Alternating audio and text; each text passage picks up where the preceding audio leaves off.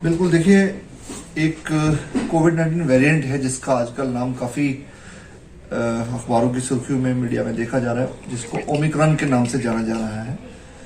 इस वेरिएंट को WHO ने वेरिएंट ऑफ कंसर्न डिक्लेयर किया है और उसी के चलते यहाँ पर श्रीनगर में, क्योंकि इंटरनेशनल एयरपोर्ट है, तो जितने भी इंटरनेशनल ट्रैवलर्स हैं या जो डोमेस्टिक ट्रैवलर्स हैं जिनका पास्ट 2 वीक्स का इंटरनेशनल ट्रैवल हिस्ट्री है, ऐसे ट्रैवलर्स के लिए मैंडेटरीली RT-PCR टेस्ट कंडक्ट किया जाएगा श्रीनगर एयरपोर्ट पर। और जब तक RT-PCR का रिजल्ट नहीं आएगा तब तक उनको एडमिनिस्ट्रेटिव क्वारंटीन में रखा जाएगा। एडमिनिस्ट्रेटिव क्वारंटीन भी 2 किस्म के हैं। एक फ्री एडमिनिस्ट्रेटिव क्वारंटीन है जो गवर्नमेंट ने अपनी तरफ से ऑफर किया है, और एक पेड एडमिनिस्ट्रेटिव क्वारंटीन है। दोनों फैसिलिटीज दस्तयाब हैं। आज जो भी इंटरनेशनल ट्रैवलर्स आए हैं उनको एडमिनिस्ट्रेटिव क्वारंटीन में रखा गया है, और जैसे ही रिजल्ट आएगा RT-PCR का, उसके बाद अगर कोई पॉजिटिव आता है तो पॉजिटिव का प्रोटोकॉल अलग है, जिसमें हॉस्पिटल आइसोलेशन की जाएगी। जो DRDO हमारा हॉस्पिटल है, DRDO खन्मू में जो हॉस्पिटल सेटअप किया गया है स्पेशली कोविड के लिए, और जो नेगेटिव आएंगे, नेगेटिव के लिए मैं ये पढ़ के सुना देता हूँ। इफ नेगेटिव, क्योंकि पॉजिटिव का तो क्लियर है, लेकिन नेगेटिव का मतलब ये नहीं है कि बिल्कुल छुट्टी है, उसका भी सुन लें। If negative they shall be put on home quarantine और hotel quarantine in case of tourists for 7 days, during which they shall be monitored by the respective chief medical officers. If any symptoms are observed during this period, they shall be immediately tested again. Otherwise, they shall be retested on the 8th day through RT-PCR, and if negative, they shall self-monitor their health for next 7 days.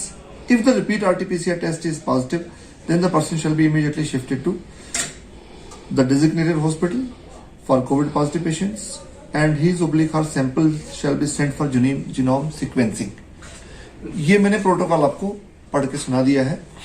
मकसद ये है कि international जो travel है उसमें जो travel related इंपोर्टेशंस हैं कोविड-19 के, उससे बचने के लिए ये सारे इकदाम उठाए गए हैं।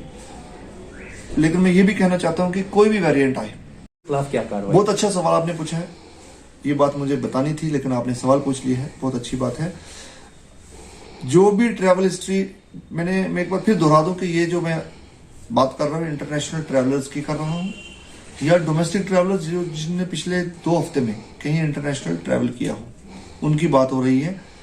और कोई भी अगर ट्रैवल हिस्ट्री अपनी हाइड करेगा, उसके लिए एक तो लीगल पनिशमेंट है, और दूसरा उस पर 20,000 का फाइन भी इम्पोज होगा।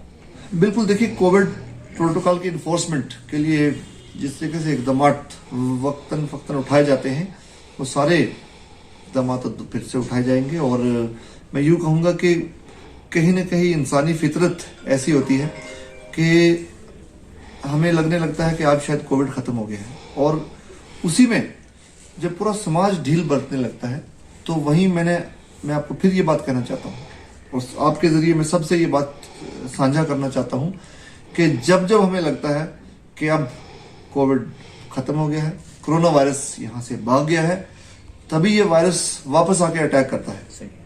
इस बात का हमें खास ख्याल रखना है। ये वायरस बहुत धोखेबाज वायरस है।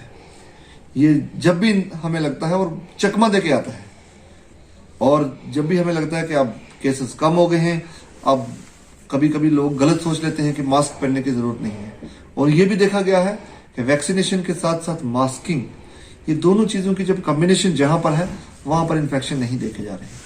और मैं ये भी कहना चाहता हूं आपके जरिए कि हमें अगर उस सूरत हाल से बचना है जहां पास्ट में हमें लॉकडाउन की तरफ जाना पड़ा, जहां हमें लॉकडाउन लगाने पे मजबूर हो गए हम पब्लिक हेल्थ के इंटरेस्ट में, हमें उस तरफ नहीं जाना है। और उस तरफ हम तभी उससे बच सकते हैं जब हम कोविड एप्रोप्रिएट बिहेवियर फॉलो करेंगे और कोविड SOPs का पूरा पालन करेंगे।